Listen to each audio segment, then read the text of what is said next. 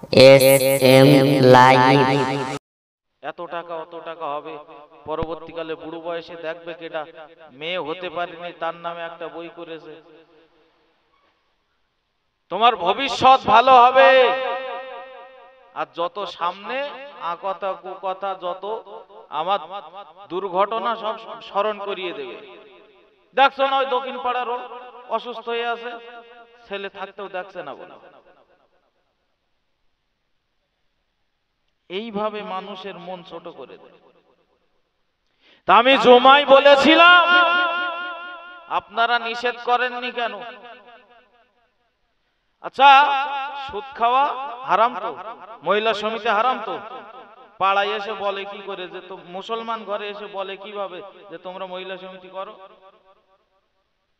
শুকরের গোশত খাওয়া কি হারাম তো? একটা যদি কেউ মুসলমান পাড়ায় এসে বলে শুকরের গোশত নোবা, শুকরের গোশত নোবা, লোক তার আস্ত রাখবে?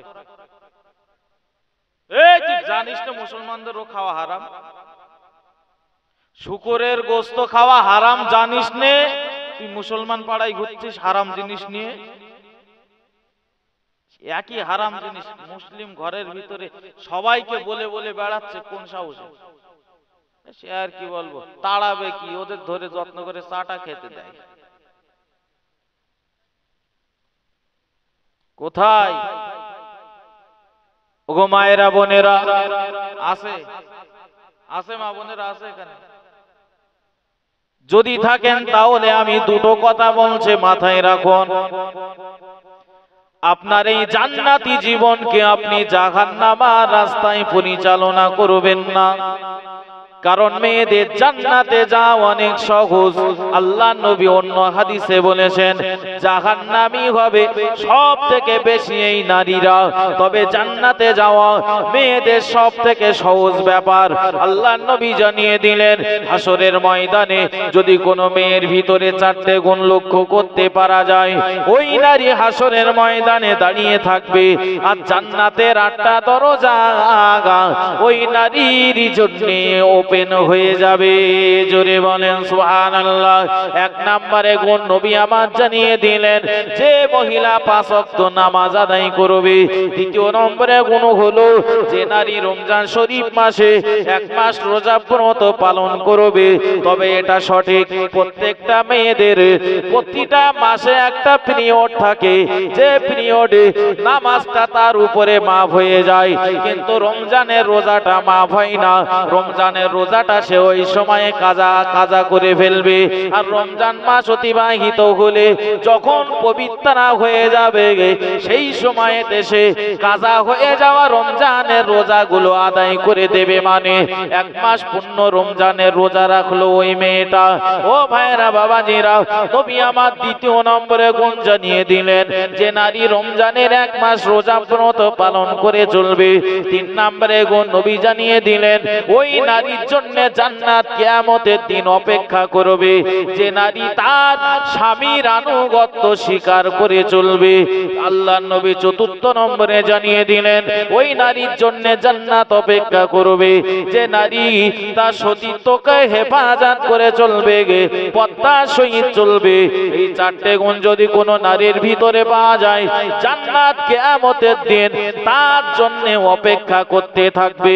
একটু জোরে বলেন সুবহানাল্লাহ।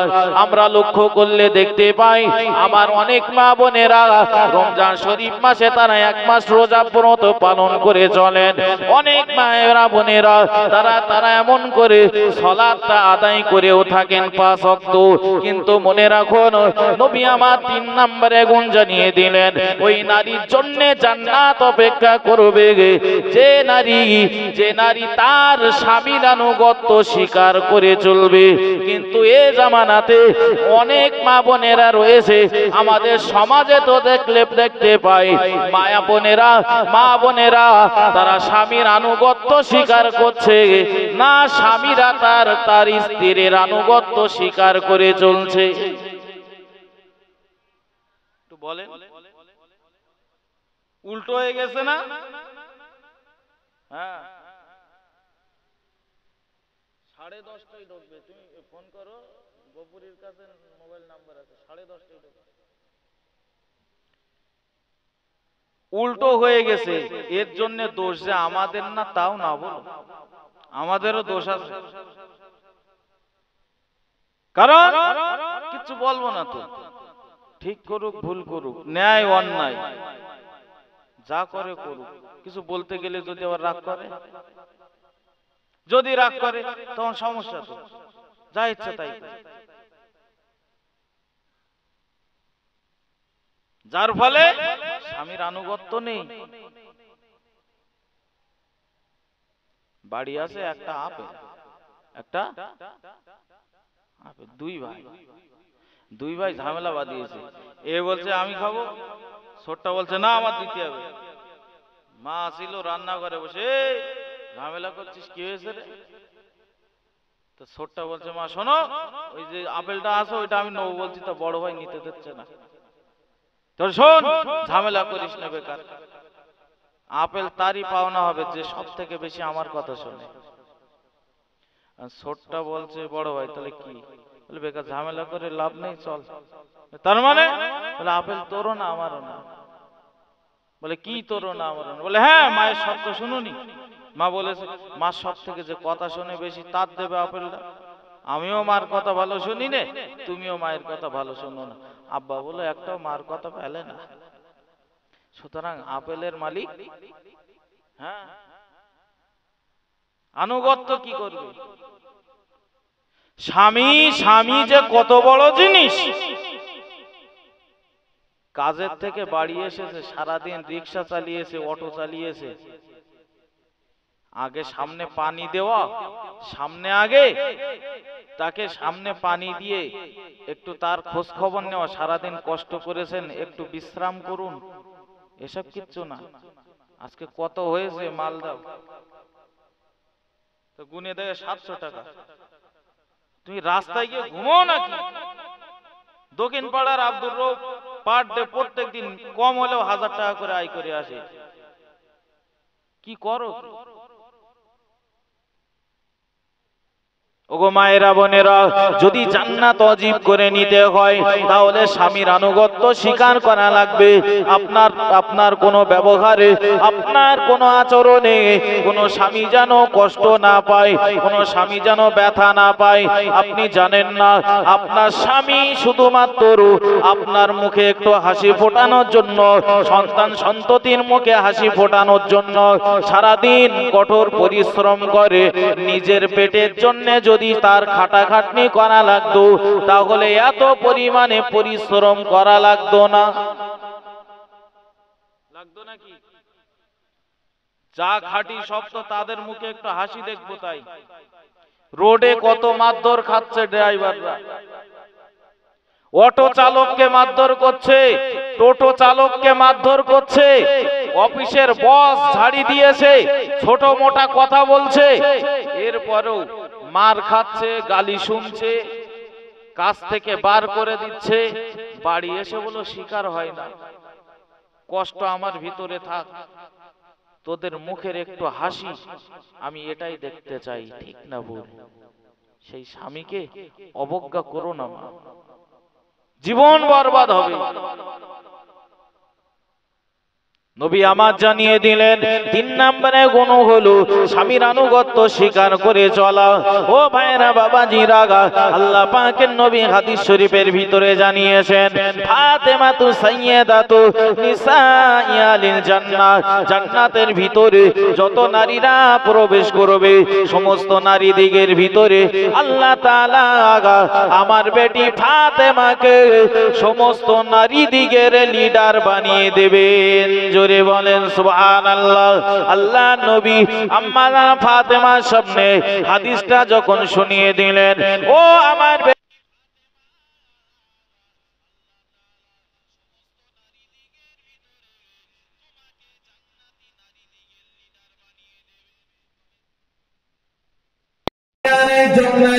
জান্নাতে প্রবেশ করবে, আম্মা হযরতে ফাতেমা অবাক হয়ে গেলেন, ইয়া রাসূলুল্লাহ, ইয়া হাবিবাল্লাহ, একটু আগে আপনি বললেন আমি হলাম জান্নাতি নারী দিগের লিডার, আমি হলাম জান্নাতি নারী দিগের সর্দারিনী ইয়া রাসূলুল্লাহ। তবে আপনি আবারও বলছেন আমার আগে আর একজন নারী জান্নাতে প্রবেশ করবে, হুজুর তার পরিচয় কি, তার ঠিকানা কোথায়? আল্লাহ নবী জানিয়ে দিলেন, ও আমার বেটি ফাতেমা, তোমার আগে যে নারী জান্নাতের ভিতরে প্রবেশ করবে ওই নারীর নাম হলো উম্মে জামিলা। হুজুর তার বাড়ি কোথায়, ঠিকানা কোথায়? নবী আমার সব কিছু জানিয়ে দিলেন। অমুক কাঠুরিয়ার স্ত্রী, সে অমুক জায়গায় বসবাস করে। আম্মাজান ফাতেমা পরের দিন সকালবেলা আস্তে আস্তে চলে গেলেন কাঠুরিয়ার স্ত্রীর বাড়িতে। উম্মে জামিলার ঘরের দরজার সামনে হাজির হয়ে গেলেন। আসসালামু আলাইকা ইয়া আহলাল বাইত। সালামের জবাব শোনার সাথে সাথে ঘরের দরজাটা না খুলে ঘরের ভিতর থেকে আওয়াজ দিয়ে বলে, কে বোন বাইরে দাঁড়িয়ে সালাম প্রদান করেন? আম্মা ফাতেমা ডাক দিয়ে বলেন, ও আমার বোন উম্মে জামিলা, আমি অন্য কেউ নই, আমি হলাম নবীর বেটি ফাতেমা, তোমার দরজার সামনে দাঁড়িয়ে। যেই না ফাতেমার কথা শুনতে পেলেন ঘরের ভিতর থেকে কান্নার আওয়াজ চলে আসে। আম্মা জান ফাতেমাকে ডাক দিয়ে বললেন, ওগো বোন ফাতেমা, আজ আমার মনটা বড় খারাপ হয়ে গেল। আজ আমি কান্নাকাটি করছি অন্য কোনো কারণে নয়। জীবনে একটা আশা ছিল, ইন্তেকাল হওয়ার আগে আল্লাহ তাআলা যেন জান্নাতি নারী দিগের লিডারের সঙ্গে আমার দেখা করিয়ে দেন। কিন্তু বোন ফাতেমা, আল্লাহ আমার নসিবত খারাপ করে দিয়েছে। সেই ফাতেমা আমার ঘরের দরজার সামনে দাঁড়িয়ে, অথচ তার সঙ্গে আমার দেখা হলো না। ফাতেমা বলছে, তুমি কাঁদছো, ইচ্ছা অনেক দিনের আমার সঙ্গে দেখা হবে, এর জন্য তুমি লালায়িত ছিলে। আমি ফাতেমা, সেই ফাতেমা নিজে তোমার ঘরের দরজার সামনে, কান্নার কি আছে, দরজা খুলে দাও, দেখা হচ্ছে। কথাই যুক্তি আছে না? এই বলছো আমার দেখার জন্য তোমার বিরাট আশা, আবার তুমি দরজা খুলছো না। খোলো। বলে দরজা খুলতে পারবো না। সুবহানাল্লাহ বলে। কেন না, স্বামীর কাছ থেকে অনুমতি নিয়ে রাখিনি যে ফাতেমা আসলে দরজা খুলে দেব। জোরে বলেন। একটা মেয়ে আর একটা মেয়ের সঙ্গে কথা বলবে, তাও স্বামীর অনুমতি লাগবে। বাবার বাড়িতে ফোন করেছে, এই বহুত দিন আসিস না, শুনে আমাদের বাড়িতে একটু ঘুরে যা। কি বলে, ভালো আছে তো? বলে ভালো আছে কি, আবার জিজ্ঞাসা করার কি দরকার? জীবনে কোনদিন তো গিয়ে দেখে আসবা না। যেতে বলেছে, চলো ঘুরে আসি। তো যাবো, হাতে যে বিরাট কাজের চাপ, যে সপ্তাহখানেক যা, তারপর যাবো। তাহলে যখন তোমার যাওয়ার কথা বলি তখন তোমার কাজ থাকে, যাওয়া লাগবে না তোমার, আমার বাপের বাড়ি, তোমার যাওয়া লাগবে না, আমি নিজেই যাবানি। এইভাবে একা একা যায় না, যায় না। স্বামীর প্রশংসা নেই, স্বামীর আনুগত্য নেই, এত কাজকর্ম করে বাড়ি আসছে, একটু স্বামীর প্রশংসা করে না। স্ত্রী যদি বলে কি না কষ্ট করছো আমাদের জন্য, স্বামীর হাজারো কষ্ট হলেও স্ত্রীর মুখের এই ভালো কথাটা শুনলে সব কষ্ট গ্লানি সবকিছু দূরে সরে যায়, ঠিক না বল? কিন্তু বাপের বাড়ি গেছে, মনে করেন ভেবিয়া আপনার সাথে নিয়ে গেছে, ভেবিয়া বাজার থেকে আপনি একটা কাপড় কিনে দিয়েছেন। কে কিনে দিয়েছে? স্বামী দিয়েছে।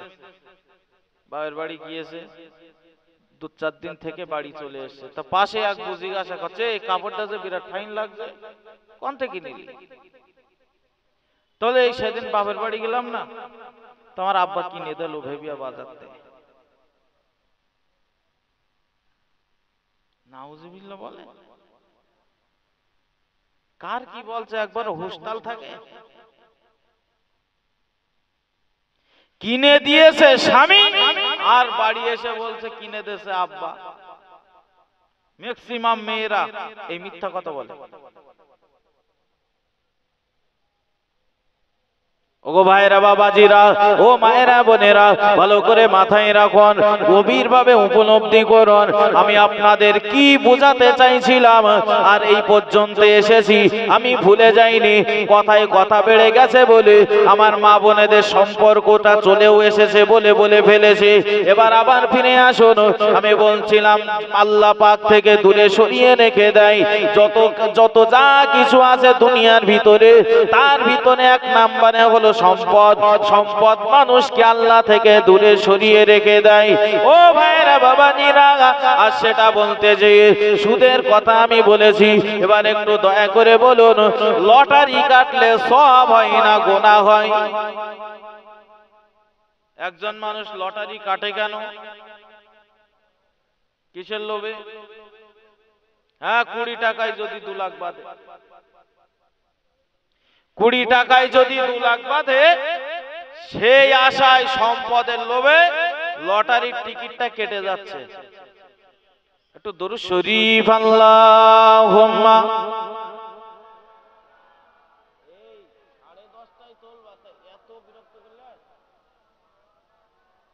গোপুরীর কাছে নাম্বার আছে, গোপুরীর কাছে নাম্বার আছে, একটু ওই গপ্পার ওর ফোন করতে বলো,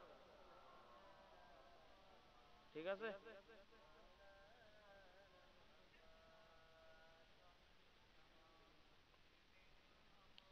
স্যার বলেন না ভাই, এক জায়গায় একটা বক্তা দাও ঠিক করে দিস না। 10:30টায় টাইম, 10টা 5 হলে এখন আসছে না কেন? দুবার করা হয়ে গেছে।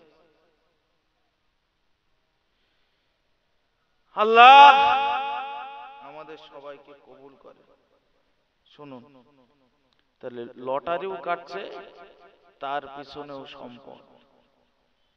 যত কোন গোনার দিকে যাবেন, সব গোনার পিছনে অর্থের লোভ। আমরা শুধু মনে করি সুদ করে বাড়ি খাওয়া যাবে না, ঘুষ করে বাড়ি খাওয়া যাবে না, যারা লটারি কাটছে ওর বাড়ি খাওয়া যাবে না। ইমাম সাহেবকে ডেকে বলছে, হুজুর ও ও বললো সুদ খাই, দেখে রাখেন, ওর বাড়ি কোনদিন খাবেন না।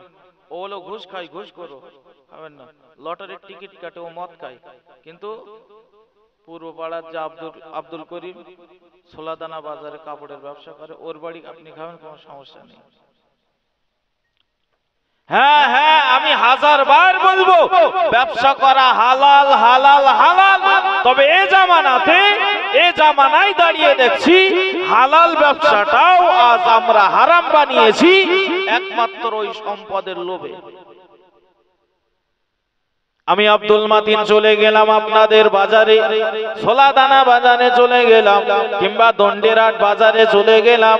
ও ভাইজান দোকানদার, আপনার দোকানের লুঙ্গিটার দাম কত রেখেছেন বলুন?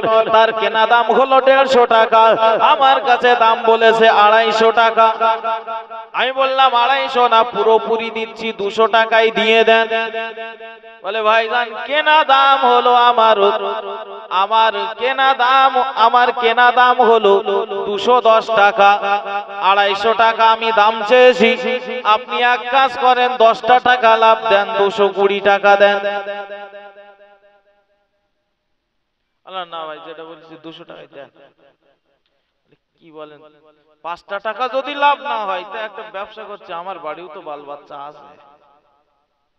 আমি শেষমেশ বললাম যাক 220 টাকা, আর কি করা যাবে, 10টা টাকা লাভ। আসলে ব্যবসা হালাল তো? আসলে ব্যবসা হালাল তো?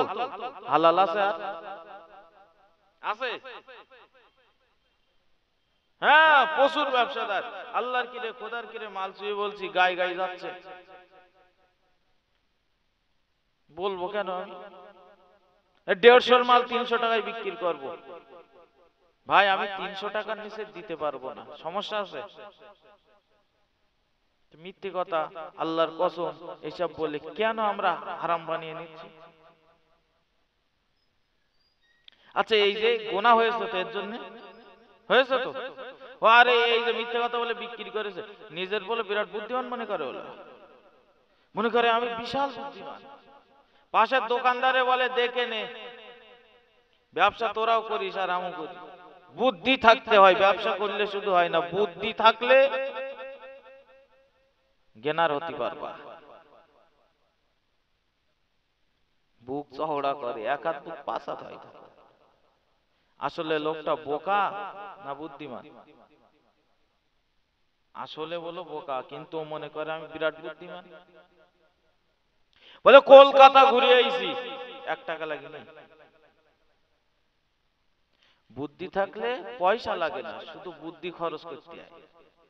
কলকাতা ঘুরে এসেছি, 1 টাকাও লাগে না। অনন্তপুর থেকে ট্রেনে উঠেছে, টিকিট কাটি আপ ডাউন করে নেমে এসছে।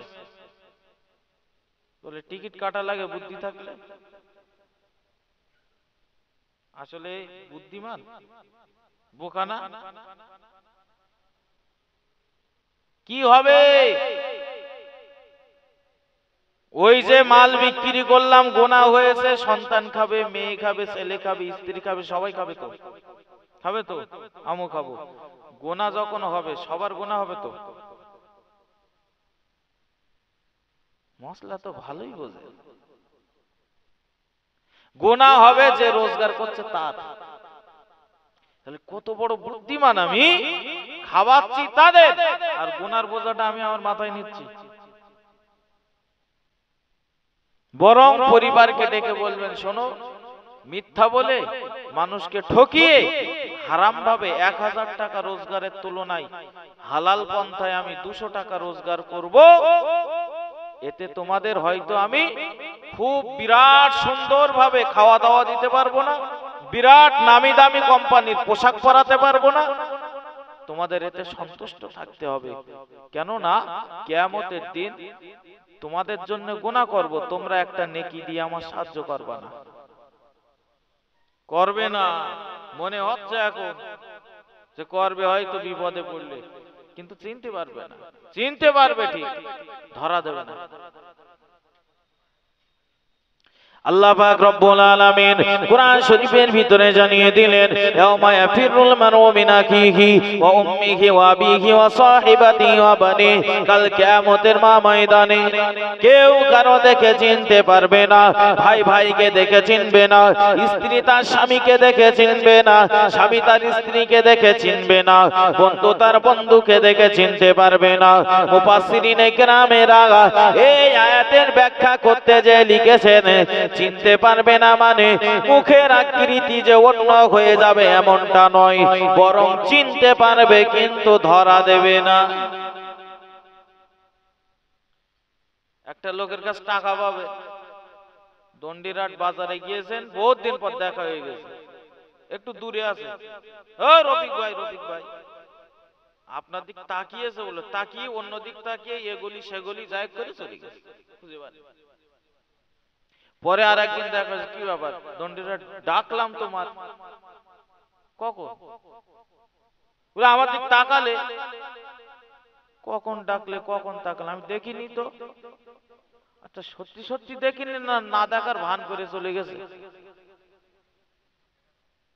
কেন? টাকা দেবে না তাই তো? কিয়ামতের দিনও আপনাকে দেখবে, চিনতে পারবে, না দেখার ভান করে চলে যাবে। বলবে বলবে আপনি আমার পিতা নন। মা বলবে, দেখবে চোখের সামনে আব্বার হাতে জাহান্নামের হ্যান্ডকাপ লেগে গেছে, এরপরেও একটা নেকি দিয়ে সাহায্য করবে না। এটা তো আখিরাতের কথা বললাম।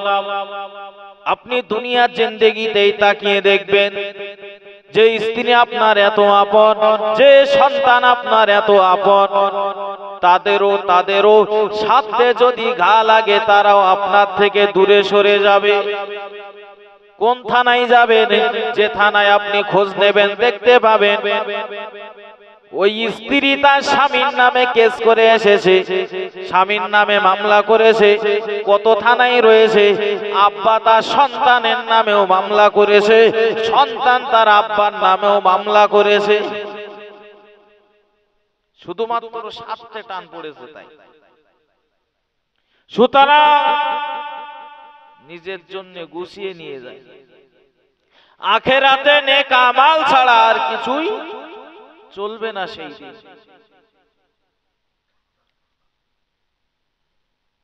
ভাই আমরা সব কিছু বুঝি, আমলের বেলায় যে বলি আমরা কি আর অত বুঝি? আল্লাহ আমাদের কিচ্ছু বলবে না, আমরা তো ভালো জানি না। আল্লাহ যদি ধরে, কাইম সাহেবের ধরবে, মাতির সাহেবের ধরবে, ওই মুসা কালিম হুজুরির ধরবে, এদের ধরবে, কারণ এরা তো জানে, এরা আলেম মানুষ। আমরা তো ভালো বুঝি টুজি না, আল্লাহ মাফ করে দেবেন। হ্যাঁ ঠিক কথা বলেছে, তবে একটু বলবেন, দুনিয়ার ভেতরে কেউ আছে যে 5 ওয়াক্ত যে নামাজ পড়তে হয় জানে না তাই পড়ে না? এরকম না জানা লোক কেউ আছে? হ্যাঁ পড়বো তো, জানবো তারপর তো পড়বো। রমজান মাসে যে রোজা রাখতে হয় জানবো তারপর তো রোজা রাখবো। আমি জানি শুধু 27 রোজাটা রাখলে হয়ে যায়, ওই জন্য একটা রোজা রাখি, জানলে 1 মাস রাখতাম। এরকম না জানা কেউ আছে? লটারির টিকিট কাটা হারাম, মদ পান করা হারাম, জুয়া খেলা হারাম, এমন করে মহিলা সমিতির খাতায় নাম লেখা হারাম, বন্ধনের খাতায় নাম লেখা হারাম। জানতাম না তাই এই সবগুলো করি। জানি সব, এইটা পাপ, ওইটা পাপ, মিথ্যা কথা বলা পাপ, গালি দেওয়া পাপ, জানার পরেও বলি বুঝি না। এই যুক্তি কিয়ামতের দিন দেখবে না। আজ মজলিসে আপনারা জানারাই আছেন, করজোড়ে নিবেদন করছি বাপ, বিদায় বলে একদিন আমাদের নিতে হবে। দিন একদিন ঠিক ফুরিয়ে আসবে। আজ মসজিদের কথা আমরা ভুলে যেতে পারি, মসজিদে যাওয়ার কথা ভুলে যেতে পারি, কিন্তু এটা 100% ঠিক। মসজিদে যাওয়ার কথা ভুলে গেলেও মসজিদের খাটিয়াটা আমার আপনার বাড়ির উঠানে যেতে কোনোদিন বলো ভুল করবে না, ও ঠিক হাজির হবে। দুনিয়ার জমিনে যার বাড়ি যত যাবেন, যত বেশি যাবেন, তত আপনার কদর বাড়বে না কমবে? কদর আপনার বাড়ি আমি 1 বছর পরে গেছি যে কদর, আর একটানা যদি আমি 1 মাস প্রত্যেক দিন যাই সেই কদর থাকবে? আর কদর কমে যায় না? কমে যায়। কিন্তু আমার আল্লাহ তাআলার বাড়ি যেটা, তথা বাইতুল্লাহ, আল্লাহর ঘর, মসজিদ, দুনিয়ার মানুষের বাড়ি যত বেশি যাবেন আপনার কদর, আপনার দাম তত বেশি কমে যায়। আর আমার আল্লাহ তাআলার ঘর মসজিদে যত বেশি আপনি যাবেন তত বেশি আপনার কদরটা বেড়ে যাবে। জোরে বলেন সুবহানাল্লাহ, আর জোরে বলেন সুবহানাল্লাহ। ও ভাইরা বাবাজিরা, আমি আপনাদিগকে করজোড়ে নিবেদন করছি, মানুষ তো ভুল করতে পারে, মানুষ তো অন্যায় কাজ করতে পারে, কিন্তু এই অন্যায়ের উপরে প্রতিষ্ঠিত থাকলেও হবে না। আজ আমরা বসেছি এই ইসালে সওয়াব মাহফিলে, আমরা যদি কেউ আল্লাহর কাছে ক্ষমা চেয়ে যেতে পারি, তওবা করে যদি আমরা চলে যেতে পারি এখান থেকে, তাহলে আমরাই তো হয়ে যাব সফল কাম। আল্লাহ তাআলা শুধু দুনিয়া করার জন্য আমাদেরকে সৃষ্টি করেননি, শুধু দুনিয়ার খাওয়া পরা, এমন করে দুনিয়ার আরামায়েশে থাকার জন্য আল্লাহ তাআলা আমাদিগকে সৃষ্টি করেননি। প্রত্যেকটা কিছু সৃষ্টির ভিতরে একটা উদ্দেশ্য থাকে বাপ। এই যে রড লাইটটা তৈরি করার একটা উদ্দেশ্য ছিল না? ছিল না? যে অন্ধকারটাকে আলোকিত করবে, অন্ধকার দূরীভূত করবে, ঠিক না বল? পিছনের ভাইরা আমার কথা বুঝতে অসুবিধা হচ্ছে না তো? রড লাইট তৈরি করার পিছনে তার উদ্দেশ্য হলো অন্ধকারকে দূরীভূত করবে।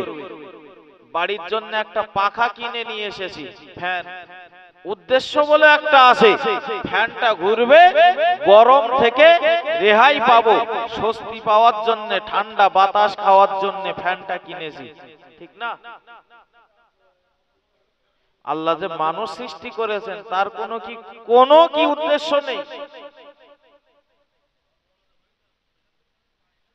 আল্লাহ পাক রব্বুল আলামিন তিনি কোরআন শরীফের ভিতরে জানিয়ে দিলেন, ও ওগো আমার বান্দা বান্দিরা মনে রাখো, আমি আল্লাহ তাআলা তোমাদিগকেও সৃষ্টি করেছি, আমার একটা উদ্দেশ্য রয়েছে বান্দা। ওমা খালাকতুল জিন্না ওয়াল ইনসা ইল্লা লিয়াবুদুন। আল্লাহ পাক রব্বুল আলামিন জানিয়ে দিলেন, ওগো আমার বান্দা বান্দিরা, আমি আল্লাহ তাআলা তোমাদিগকে সৃষ্টি করেছি, আমার একটা উদ্দেশ্য আছে, সেটা হলো আমার বান্দা বান্দিরা তোমরা কেবলমাত্র আমি আল্লাহ আমার ইবাদত করবে বলে। জোরে বলেন, আরো জোরে বলেন সুবহানাল্লাহ।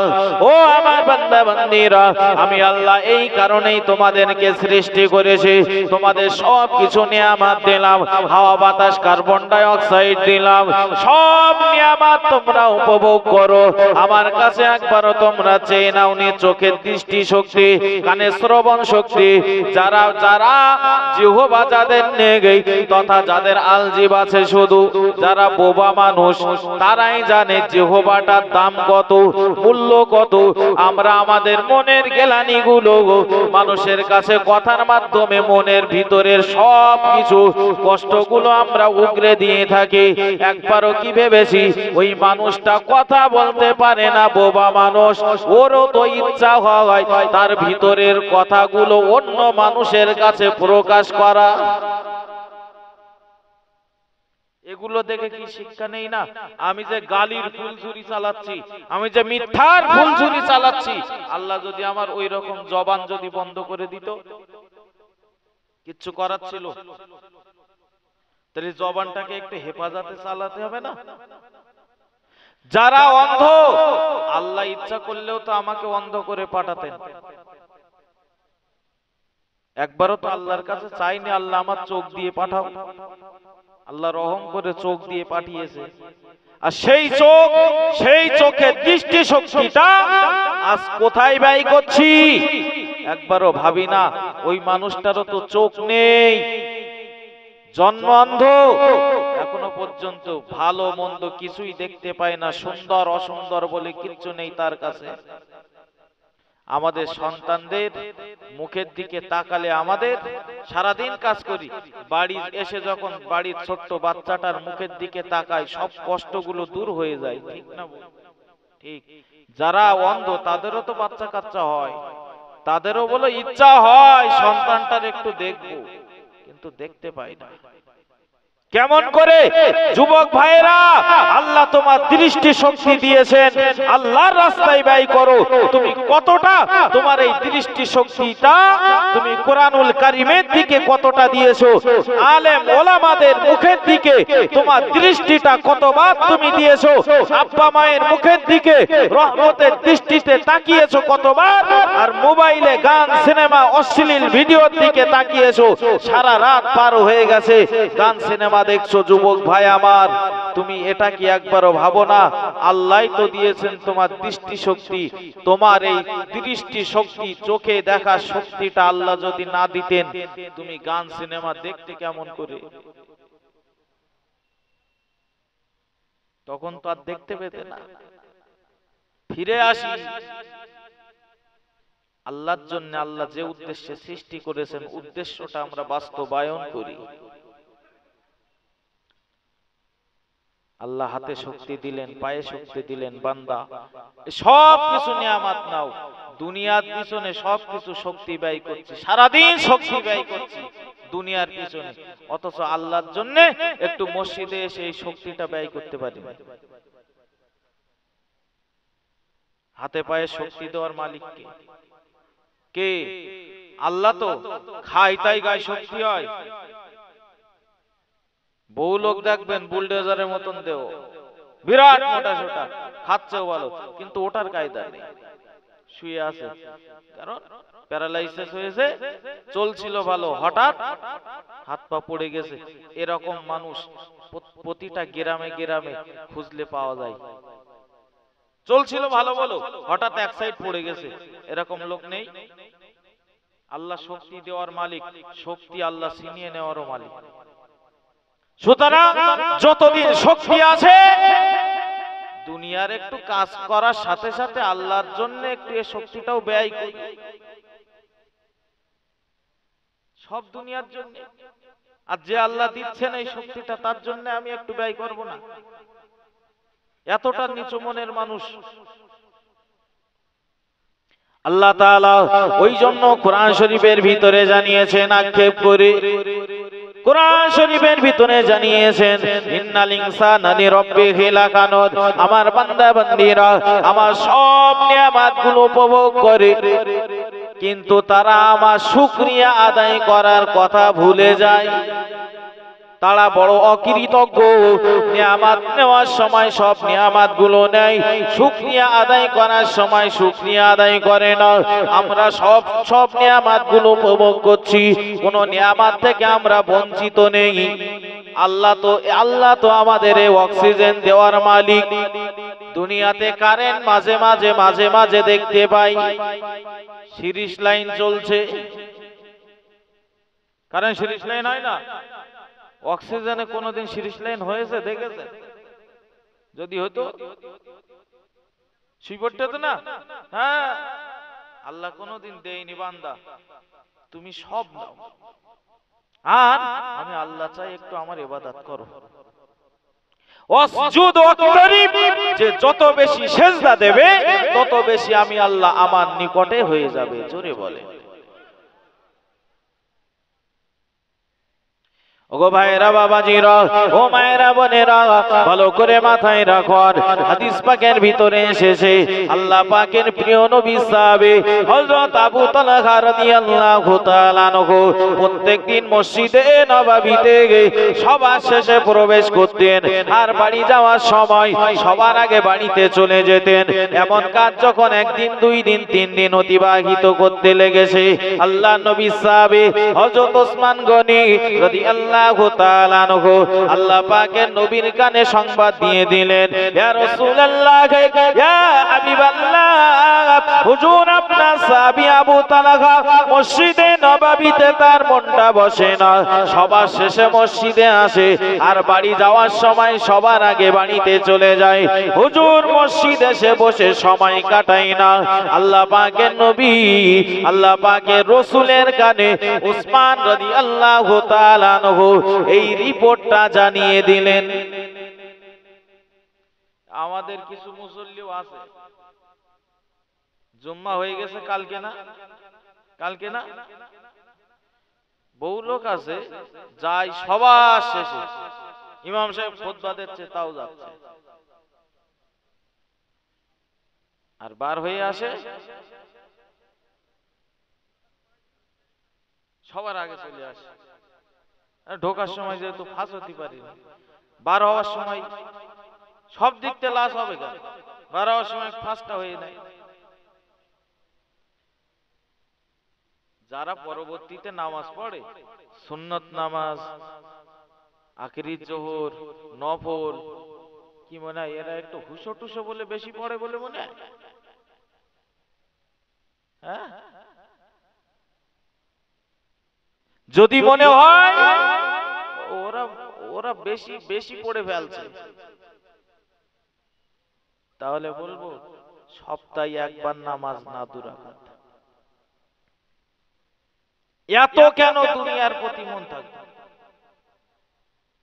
একটু মসজিদে এসেছে তো মনে হচ্ছে কি একটা ইনজেকশন করেছে, ওর ছটফট করছে মসজিদের মধ্যে, অস্বস্তি হচ্ছে, কখন বেরোতে পারবে?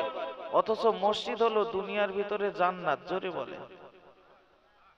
আল্লাহ নবী জানিয়েছেন, ইজা মারাতুম মির রিয়াজিল জান্নাতি ফারাদা, ও আমার সাহাবায়ে কেরামেরা, আমি রাসূলুল্লাহ জানিয়ে দিলাম, তোমরা যখন দুনিয়ার জান্নাতের ভিতরে থাকবে, তোমরা যেন বসে থাকবে না, বিচরণ করে চলবে। সাহাবায়ে কেরামেরা জিজ্ঞাসা করলেন, ক্বালা আমারতু ইয়া রাসূলুল্লাহ, দুনিয়ার জমিনে আবার কোথায় আমরা মসজিদটা খুঁজে পাবো? আল্লাহ পাকের নবী, আল্লাহ পাকের রাসূল বলেছেন, সাহাবায়ে কেরামেরা যখন আল্লাহ নবীর কাছে জিজ্ঞাসা করলেন, ক্বালা ওয়া মা হিয়া ইয়া রাসূলুল্লাহ, হুজুর আপনি যে বললেন দুনিয়ার জমিনে জান্নাতের ভিতরে বিচরণ করতে, তবে দুনিয়ার জমিনে জান্নাতটা পাবো কোথায়? আল্লাহর নবী বললেন ক্বালা মাসাজিদুন, দুনিয়ার জমিনে যদি জান্নাত খুঁজে পেতে হয় তাহলে তোমরা আল্লাহর ঘর মসজিদে চলে যাও। জোরে বলেন, আর জোরে বলেন সুবহানাল্লাহ। সাহাবায়ে কেরামেরা আল্লাহর নবীকে আবার বললেন ইয়া রাসূলুল্লাহ, ইয়া হাবিবাল্লাহ, যদি মসজিদ জান্নাত হয় মসজিদের ভিতরে তো বিচরণ করা যায় না, কেমন করে আমরা বিচরণ করব? আল্লাহর নবী জানিয়েছেন ওগো আমার সাহাবারা, ক্বালা সুবহানাল্লাহি আলহামদুলিল্লাহি ওয়া লা ইলাহা ইল্লাল্লাহ আল্লাহু আকবার। ওগো আমার সাহাবায়ে কেরামেরা, তোমরা মসজিদের ভিতরে যখন সুবহানাল্লাহ, আলহামদুলিল্লাহ, আল্লাহু আকবার এই সমস্ত তাসবিহগুলো তেলাওয়াত করবে, তোমরা যেন দয়ার জান্নাতের ভিতরে বিচরণ করছো। জোরে বলেন সুবহানাল্লাহ। আল্লাহ পাকের নবী হযরত আবু বকরকে ডাক দিলেন, ওমর উসমান আলীকে ডাক দিলেন, ও আমার সাহাবায়ে কেরামেরা, চলো আমরা আবু তালহার বাড়িতে চলে যাই। কেন সে সবার শেষে মসজিদে প্রবেশ করে আর বাড়ি আসার সময় সবার আগে বাড়িতে চলে আসে। সাহাবায়ে কেরাম দিগকে নিয়ে আল্লাহর নবী হযরত আবু তালহার ঘরের দরজার সামনে চলে গেলেন, গিয়ে সালাম প্রদান করলেন, আসসালামু আলাইকা ইয়া আহলাল বাইত। একটু জোরে বলেন সুবহানাল্লাহ। কারো বাড়ির সামনে গেলে সালাম দেওয়া নবীর সুন্নাত, নবীর সুন্নাত। আমরা সালাম দেই বাবা? যদি না দিয়ে থাকি আজকে মজলিসে বসে একটা আমল শিখে বাড়ি যাই, একটা আমল শিখে বাড়ি যাই, বসার সাথে কথা হবে। আজ থেকে যদি আমলটা আপনি প্রতিষ্ঠিত করতে পারেন, ইসলামকে জিন্দা করতে, যে 100 মানুষ যে শহীদ হয়েছে তাদের যতটা সওয়াব আল্লাহ আপনার আমল নামায় ততটা সওয়াব দিয়ে দেবেন। জোরে বলে, আজ থেকে বাড়ি যে সবাই সালাম দেব ইনশাআল্লাহ। বলেন ইনশাআল্লাহ। লজ্জা লাগবে? আজকে প্রথম দিন একটু লজ্জা লাগবে, কাল থেকে আর কিচ্ছু হবে না। আজকে তাওয়ারুখে বাড়ি যাবেন, বাড়ি যে আপনার স্ত্রীকে সালাম দেবেন। আপনার স্ত্রী বলবে তোমার সাথে আমার বিয়ে হয়েছে 10-11 বছর হয়ে গেছে, কোনদিন সালাম দিলে না, হঠাৎ করে সালাম দিচ্ছ, কেতে কি ব্যাপার, চিনতে পারছো না নাকি? হ্যাঁ, আপনার তখন একটু হয়তো শরম লাগতে পারে বা লাগবে, লজ্জা লাগবে, কিন্তু আপনি বলবেন মাতিন সাহেব বলেছেন স্ত্রীর সঙ্গেও দেখা হলে সালাম দেওয়া এটাও নবী সুন্নাত। এই সুন্নাতটা আজ থেকে পালন করছি, দেখবেন আগামী কাল থেকে আর কোনো লজ্জা লাগবে না।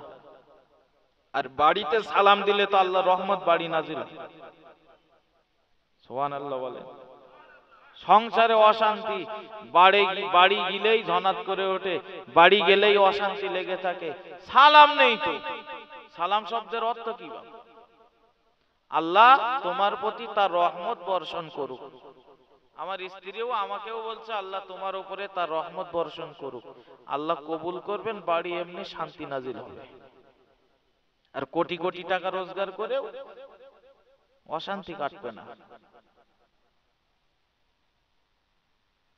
ওগো মুসলমানেরা, ও ভাইরা, বাবাজিরা, আল্লাহ পাকের প্রিয় নবী মুহাম্মদুর রাসূলুল্লাহ সাল্লাল্লাহু আলাইহি ওয়াসাল্লাম হুজুর আমার তিনি সালাম প্রদান করলেন।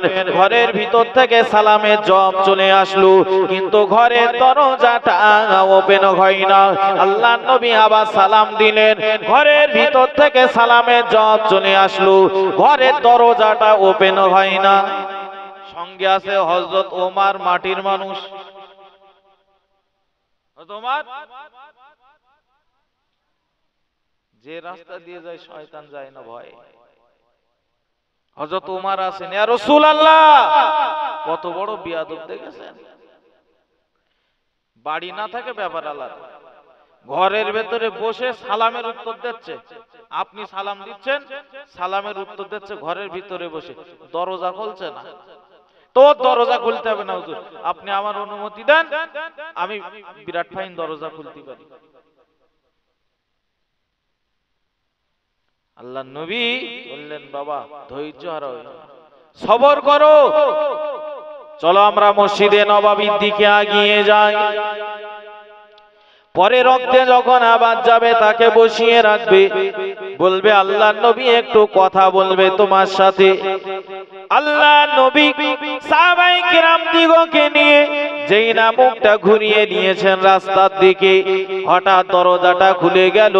ইয়া রাসূলুল্লাহ, ইয়া হাবিবাল্লাহ, হুজুর আজ আমার কত বড় সৌভাগ্য যে নবী সৃষ্টি না হলে আমি সৃষ্টি হতাম না, ওই নবী আজ আমার বাড়িতে উপস্থিত হয়ে গেছে, আজ আমার নসিব এতটা ভালো।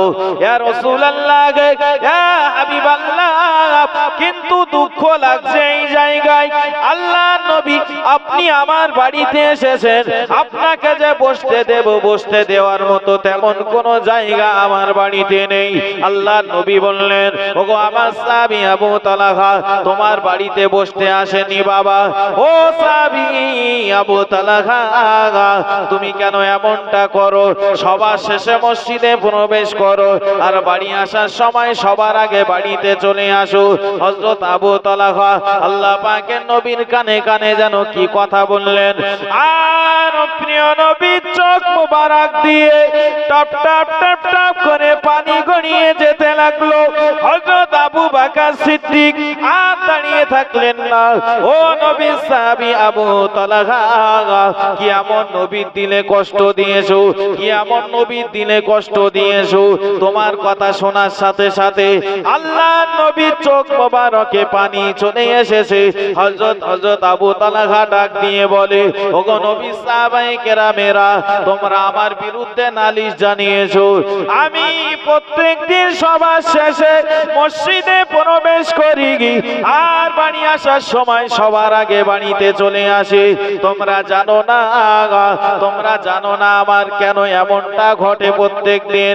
ও নবী সাহাবায়ে কেরামেরা, নামাজ যখন শেষ হয়ে যায়, তোমরা যখন মসজিদে নববীতে বসে থাকো, আল্লাহ নবীকে ঘিরে যখন বসে থাকো, নবীজি দিনের কথাবার্তা আলোচনা করতে থাকেন, কোরআন হাদিসের বায়ান যখন করতে থাকেন, তোমরা যখন বসে যাও তখন আমার মনটা বড় খারাপ হয়ে যায়।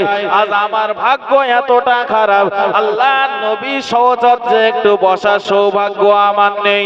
কারণ হলো এটা, আল্লাহ তাআলা এতটা গরিব আমাকে বানিয়েছেন, মাত্র একখানা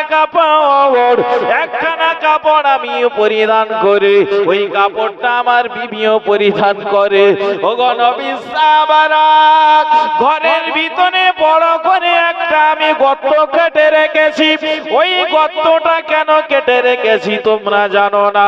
হযরত বেলাল যখন মসজিদে নববীতে আযান প্রদান করে, আযান শোনার সাথে সাথে আমি ওই কাপড়টা আমার শরীরে জড়িয়ে নেই, আর আমার বিবিকে ওই গর্তের ভিতরে উলঙ্গ অবস্থায় বসিয়ে দেই। ওগো নবী সাহাবায়ে কেরামেরা, আমি আল্লাহর নবীর পিছনে জামাতে নামাজ পড়ার জন্য দৌড়াতে থাকি।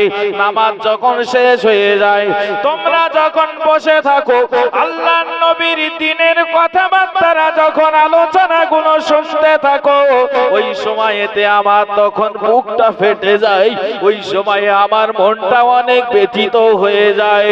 ও নবী সাহাবায়ে কেরামেরা, কিন্তু আমি যে নবীর দরবারে বসে বসে আল্লাহ নবীর জবান মোবারক থেকে কোরআন হাদিসের কথাগুলো শ্রবণ করব, তেমনটা পরিস্থিতি আমার নাই।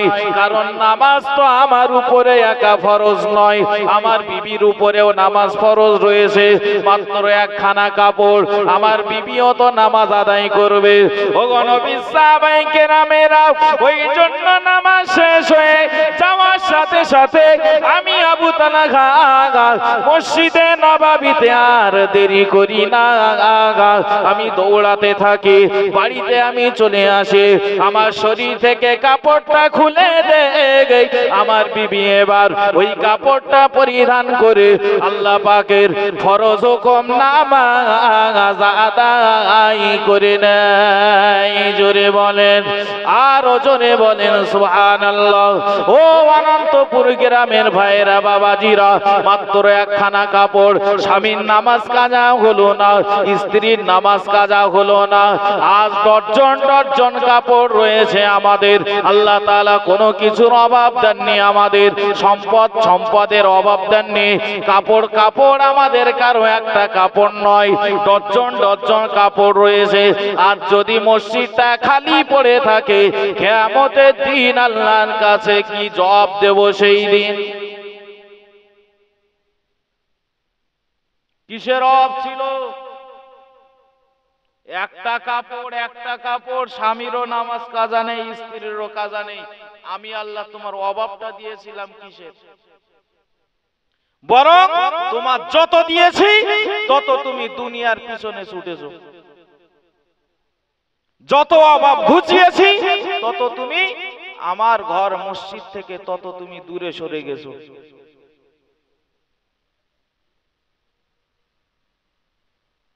আজ থেকে তওবা করে নেই। আল্লাহ, জীবনে অনেক গুনাহ করেছি, অনেক নামাজ কাজা করেছি, অনেক ভুল করেছি। আল্লাহ, আজকে নিয়াত করছি পরিবর্তন হওয়ার। জানি না কখন কোন মুহূর্তে মসজিদের খাটিয়া আমার বাড়ির সামনে আসবে। আল্লাহ, জাহান্নামের আযাব সহ্য করতে পারবো না।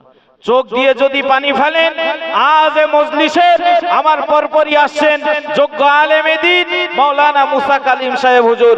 তিনি যখন তওবা পড়াবেন, তিনি যখন দোয়া করবেন, ওই সময় যদি আমরা কেউ চোখ দিয়ে পানি ঝরাতে পারি না, যদি খালিস দিলে তওবা করে যেতে পারি, যত গুনাহ হোক না কেন আল্লাহর উপরে ভরসা করে, আমি আব্দুল মাতিন বলছি, আল্লাহর উপরে ভরসা করে বলছি, কেউ যদি দিল থেকে তওবা করে উঠে বাড়ি যায়, পাহাড় সমপরিমাণ গুনাহ হয়ে গেলেও আল্লাহ তাআলা এক মুহূর্তের ভিতরে মাফ করে দেবেন। জোরে বলে।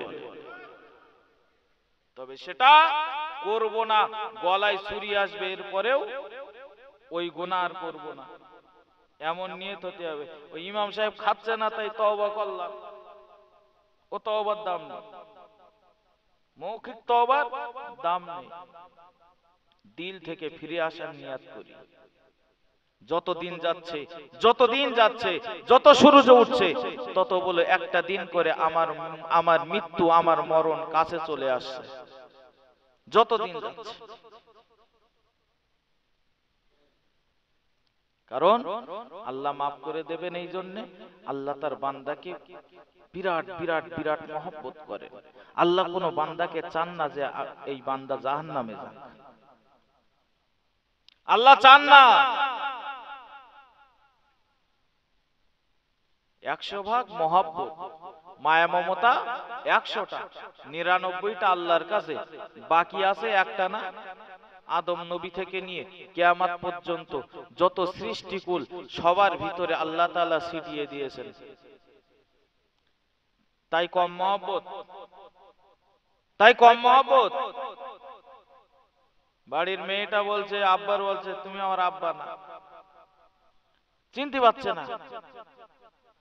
মায়ের বলছে তুমি আমার মা না, ওই যে একটু সিটি ফোঁটা লেগেছে ওই ওতেই বলছে।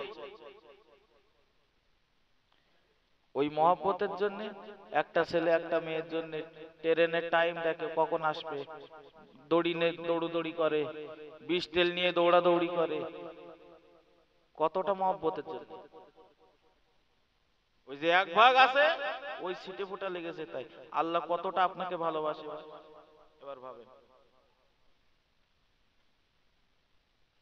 রাতের বেলা মায়ের চোখে পানি, রাতের বেলায় স্ত্রীর চোখে পানি। স্বামী জিজ্ঞাসা করে, ওগো আমার বিবি তোমার চোখে পানি কেন? আমার কোনো কথাই তুমি কি কষ্ট পেয়েছো বিবি? আমার কোনো আচরণে কি কষ্ট পেয়েছো বিবি? স্ত্রী বলেন, না না না, আপনার কোনো আচরণে আমি কষ্ট পাইনি ও আমার স্বামী। তবে আজ একটা সপ্তাহ হয়ে গেল আমার সন্তান আমাকে মা বলে ডাক দেয় না। ওগো আমার স্বামী, আমার সন্তান আমাকে মা বলে ডাক দেয় না, তার জন্য আজ আমার মনটা বড় খারাপ। ওগো ভাইয়েরা বাবাজিরা, ও অনন্তপুর গ্রামের ভাইয়েরা বাবাজিরা, ওগো মায়েরা বোনেরা, যদি মা তার সন্তানকে এতটা ভালোবাসে, আমার আল্লাহ তাআলা তার মায়ের থেকে আরো অনেক অনেক গুণে ভালোবাসে। আর আল্লাহ তাআলা বান্দাকে অনেক অনেক গুণে ভালোবাসে। এক সপ্তাহ না ডাক দিলে যদি মায়ের মনটা খারাপ হয়ে যায়, সন্তানের প্রতি যদি ভালোবাসার জন্য মা যদি আর থাকতে না পারে, আমার আল্লাহ তাআলা তো আমাদেরকে মায়ের থেকে আরো অনেক গুণে বেশি ভালোবাসে। আল্লাহর কোন বান্দা যদি আল্লাহকে একবার আল্লাহ বলে ডাক প্রদান করে, আমার আল্লাহ তাআলা ওই বান্দার উপরে বড় রাজি খুশি হয়ে যায়, ওই বান্দার উপরে বড় সন্তুষ্ট হয়ে যায়। কিন্তু আমাদের কপাল এতটা খারাপ, প্রত্যেকদিন আল্লাহর ঘর মসজিদের দিকে মুয়াজ্জিন সাহেব আহ্বান করছেন, মানে আল্লাহর দিকে আহ্বান করা হচ্ছে। কণ্ঠটা মুয়াজ্জিনের হতে পারে, কিন্তু নামাজের ওয়াক্তটা বিধানটা দেওয়ার পরে ওই কণ্ঠ মুয়াজ্জিন সাহেব আজান দিলেও ওটা যেন আল্লাহ তাআলা তার ঘরের দিকে আমাদিগকে আহ্বান করছেন। ও ভাইরা বাবাজিরা, ফজরের টাইমে আজান প্রদান হলো, আমাদিগকে আহ্বান করলো, আল্লাহর ঘরের দিকে গেলাম না, জোহরের টাইমেও গেলাম না, আসর চলে গেল, মাগরিব চলে গেল, এশা চলে গেল, আমরা যখন আল্লাহর ডাকে সাড়া দিলাম না। এবার হাদিস শরীফ প্রমাণ রয়েছে, হাদিস শরীফ প্রমাণ আছে, রাত যখন গভীর হয়ে যায়, রাতের যখন 1/3 বাকি থাকে, বান্দা যখন একবারও আল্লাহর ডাকে সাড়া দিল না, আল্লাহ তাআলা প্রথম আসমানে নেমে এসে এবার বান্দাকে ডাক দিয়ে বলতে থাকে, আলমিন মুস্তাগফিরিন ফাগফির আলাগা। ওগো আমার বান্দা বান্দিরা, কে রয়েছো, কে রয়েছো, তোমরা গুনার কাজ করে ফেলে দিয়েছো, আমি আল্লাহ তাআলা তোমাদিগকে আহ্বান করছি, আমার কাছে ক্ষমা চাও, আমার কাছে তওবা করো, আমি আল্লাহ তাআলা তোমাকে মাফ করে দেব। এমন করে করে বান্দা বান্দি দিগকে আল্লাহ তাআলা আহ্বান করতে থাকেন। ও মুসলমানেরা, ওই জন্য গভীর রাতে মানুষেরা যখন ঘুমিয়ে থাকে, আমার আল্লাহ তাআলার কাছে শরণাপন্ন হয়ে ঘরের একটা কোণে উঠে আল্লাহর কাছে তওবা তিলনা করে আল্লাহর কাছে কান্নাকাটি করতে হয়। কারণ আল্লাহর প্রিয় হতে গেলে যে মানুষ যত বেশি নম্র হবে, যে মানুষ যত বেশি নিজেকে ছোট মনে করবে, যে মানুষ যত বেশি চোখ দিয়ে পানি ঝরাবে, আমার আল্লাহ তাআলা তত বেশি ওই মানুষটা প্রিয় হয়ে যাবে। গভীর রাতের বেলা আপনি জীবনে অনেক গুনাহ করেছেন, যে গুনাহগুলো আপনার গুনাহ আপনি নিজে ভালো জানেন, আমি বলতে পারবো না। আমি যে গুনার কাজগুলো করি, আমার গুনাহটা আমি ভালো জানি, আপনারা জানেন না। তওবা করার নিয়াতে ওই রাতের বেলাতে গুনার দিকে নজর রেখে আল্লাহর কাছে তওবা করা লাগবে। ওগো রব্বুল আলামিন, আল্লাহ তাআলা জীবনে এত পরিমাণে গুনাহ করেছি, আমার গুনার খবর যদি আমার পাড়া প্রতিবেশীরা জানতে পারতো, কেউ আমাকে সম্মানের জায়গায় বসাতো না। ও রব্বুল আলামিন, আল্লাহ, আমি এমন এমন গুনার কাজ করেছি, আমার আব্বা যদি জানতে পারতো, আমার মা যদি জানতে পারতো, আমাকে সন্তান বলে পরিচয় দিত না। কিন্তু রব্বুল আলামিন আল্লাহ, আপনি সব কিছু জানেন, আপনি সব কিছু খবর রাখেন। আল্লাহ, আমার পাপগুলোকে আপনি গোপন রেখে দিয়েছেন। ও রব্বুল আলামিন আল্লাহ, আপনার কাছে আমি দোয়া চাই, আল্লাহ কিয়ামতের দিন যেন আমার পাপটা প্রকাশ করে দেবেন না। রব্বুল আলামিন, যেমন ভাবে আপনি আমার পাপগুলো গোপন করে রেখে দিয়েছেন, হাসরের ময়দানেও আপনি আপনার এই বান্দার পাপগুলো গোপন করে রেখে দেবেন। এমন করে করে যদি আল্লাহর কোন বান্দা কাঁদতে পারে, চোখ দিয়ে পানি ঝরাতে পারে, আল্লাহ পাক রব্বুল আলামিন ওই বান্দার চোখের পানিকে কবুল করে নিয়ে যত গুনাহ করুক না কেন সমস্ত গুনাহ খাতাকে তওবার ওসিলায় maaf করে দেবেন। জোরে বলেন, আরো জোরে বলেন সুবহানাল্লাহ। কারণ আল্লাহর কাছে সবথেকে তারাই পছন্দনীয় ও খায়রুল খাত্তাবিনা তাওয়াবুন, যারা যত বেশি আল্লাহর কাছে তওবা করে। জোরে বলেন। চোখ দিয়ে পানি ঝরায়। আজ মাহফিল শেষে আমরা চোখ দিয়ে পানি ঝরাতে পারলে আল্লাহ তাআলা আমাদের উপরে খুশি হবেন। কারণ যে যত বেশি পানি ঝরাতে পারে মানুষ তার প্রতি তত বেশি দুর্বল হয় না, হয় না? মেয়ে আপনার কাছে টাকা চাচ্ছে, আব্বু 20 টাকা লাগবে, বলে এখন নেই যান। আচ্ছা, এবার যে মেয়ে যদি চোখ দিয়ে পানি ফেলে, মেয়ে এবার কান্নাকাটি করছে, চোখ দিয়ে পানি ফেলছে, আব্বার দিল নরম হবে না, হবে না? এতে কাপে বসেছেন পিছনের লোকজন, হ্যাঁ জীবন যাই যাবে, কথা বলবো না। মেয়ে যদি চোখ দিয়ে পানি ফেলে, যে আব্বা একটু আগে 1 মিনিট আগে বলছিল যা হবে না, ওই আব্বা পকেট থেকে বলে কাঁদিস নে, কাঁদিস নে, নে 20 টাকা নে দা। ঠিক না ভুল? আল্লাহ গুনাহ করেছি, মাফ করে দাও, মাফ করে দাও আল্লাহ, আর গুনাহ করব না। এটা কেমন? আর চোখ দিয়ে মিনতির সহিত নিজেকে দুর্বল ভেবে, অপরাধী ভেবে আল্লাহর কাছে ক্ষমা চাওয়া। কারণ চোখের পানির মূল্য আল্লাহর কাছে অনেক বেশি। ও ভাইরা, বাবাজিরা, ভালো করে মাথায় রাখুন। তাফসীরের ভিতরে এসেছে কিয়ামতের ময়দান যখন কায়েম হয়ে যাবে, জাহান্নাম ওই সময়তে বিরাট গর্জন করতে থাকবে। জাহান্নাম ওই সময়তে হাসরের ময়দানের দিকে এগিয়ে যেতে থাকবে। 70,000 ফেরেশতা জাহান্নামকে জিনজির দিয়ে টেনে রেখে দিতে পারবেন না। 70,000 ফেরেশতা জাহান্নামকে টেনে রাখতে পারবেন না। জাহান্নাম চিৎকার করে বলবে, ও রব্বুল আলামিন আল্লাহ, আমি জাহান্নাম আজ বড় ক্ষুধার্ত আল্লাহ, আর আমি থাকতে পারি না। আল্লাহ পাক আপনার বান্দা বান্দি দিগকে আমার ভিতরে প্রবেশ করিয়ে দেন। আমি জাহান্নাম আজ বড় ক্ষুধার্ত আল্লাহ, যারা আপনার হুকুমগুলো পালন করে চলেনি, যারা তাগুত ছিল, যারা শয়তানের অনুসরণ করে চলেছিল, যারা আপনার হুকুমগুলোকে অস্বীকার করেছিল, ওই সমস্ত গুনাহগার বান্দা বান্দি দিগকে আজ জাহান্নাম আমি আমার ভিতরে প্রবেশ করিয়ে দেন। আমার উদরটা একটু পূর্ণ করে, এমন করে করে হাসরের ময়দানের দিকে জাহান্নাম আগিয়ে যেতে চেষ্টা করবে। 70,000 ফেরেশতা টেনে রেখে দেবেন। ভালো করে মাথায় রাখুন, আল্লাহ পাক রব্বুল আলামিন এবার কিছুটা পানি আল্লাহ পাক ফেরেশতাদের কাছে দিয়ে দেবেন। ও আমার ফেরেশতারা, এই পানিটা জাহান্নামের ভিতরে তোমরা ছিটিয়ে দাও। জাহান্নামের ভিতরে যেই না পানিটা ছিটিয়ে দেয়া হবে, যে জাহান্নাম সামনের দিকে এগিয়ে যাচ্ছিল, 70,000 ফেরেশতা টেনে রাখতে পারছিল না। পানি দেওয়ার সাথে সাথে ওই জাহান্নাম এবার পিছনের দিকে দৌড়াতে লাগবে। জোরে বলেন, আরো জোরে বলেন সুবহানাল্লাহ।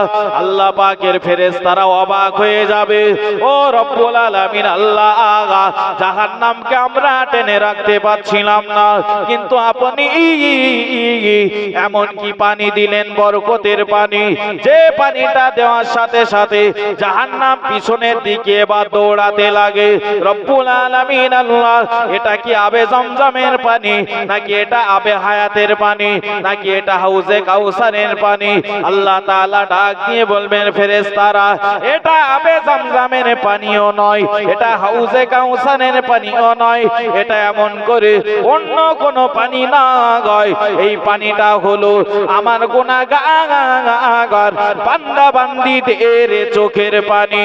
ওগো আমার ফেরেশতারা, আমার এক শ্রেণীর বান্দা বান্দীরা ছিল দুনিয়ার জমিনে রাতের বেলা তারা একা একা একা একা আমি আল্লাহ আমার কাছে কেঁদেছিল, আমি আল্লাহ আমার কাছে মাপ চেয়েছিল। আল্লাহ জীবনে এত পরিমাণে গুনাহ করেছি, আপনি যদি ক্ষমা না করেন আমি বরবাদ হয়ে যাব।